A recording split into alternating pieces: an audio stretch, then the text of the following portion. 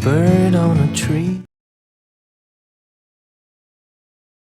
Aujourd'hui, je voudrais vous présenter Mécalidé, qui a été écrit par Pascal Brissy et illustré par Didier Jean et Zad aux éditions Utopiques. Donc, ce livre nous relate l'histoire de la famille de Tibelle, une petite écureuil qui va bientôt être confrontée à la mort de son papy Charlie qu'elle adore. Quand son père lui annonce que papy Charlie, justement, est malade et qu'il va bientôt mourir, eh bien, au début, Tibelle peine à y croire et s'exclame « Mais quelle idée !»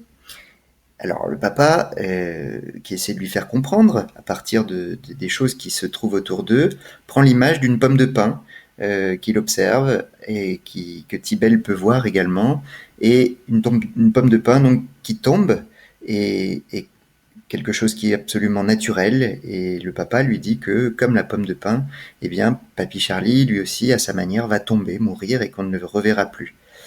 La petite écureuil, qui est très sensible, saisit parfaitement l'analogie et donc engage toute son énergie à attacher la pomme de pin le plus solidement possible à l'aide d'une ficelle à l'arbre. Elle se dit, elle est convaincue que si elle parvient à l'empêcher de tomber, eh bien son papy survivra. Alors, y parviendra-t-elle? Grande question.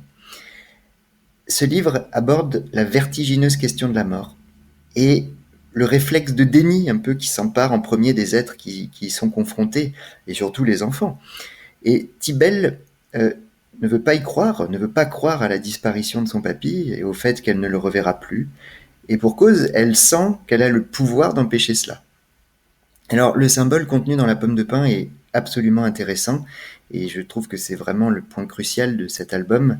C'est puisque la pomme de pin, elle tombe de l'arbre, elle est à la fois donc le signe d'une vitalité qui s'éteint, mais aussi et surtout, elle porte en elle la vie future, la régénération des futurs arbres qui pousseront quand les graines à l'intérieur rencontreront des conditions favorables.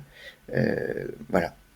Donc le cycle de la vie est souligné dans toute sa splendeur, sa complexité aussi, car la vie et la mort sont intriquées étroitement, et ce livre nous le montre. Donc, encore une fois, l'ouvrage ne ment pas aux enfants, il adopte cependant leur point de vue, évidemment, et il part de leur réalité pour leur permettre d'aborder cette grande question humaine. Donc je propose un dossier pédagogique pour exploiter cette œuvre. Il s'adressera à des CE1, CE2 et permettra de travailler sur la chronologie de l'œuvre, sur l'oralité du texte, après tout un travail de réflexion. En parallèle, il s'agira d'organiser des activités en sciences de la vie pour comprendre comment se reproduisent les gymnospermes dont font partie les pins. Et enfin, un atelier à visée philosophique autour du thème de la mort, évidemment, viendra clore la séquence, ainsi qu'une évaluation.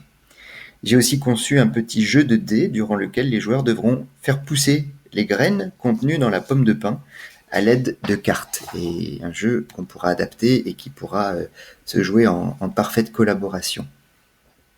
Merci. Like a bird on a tree.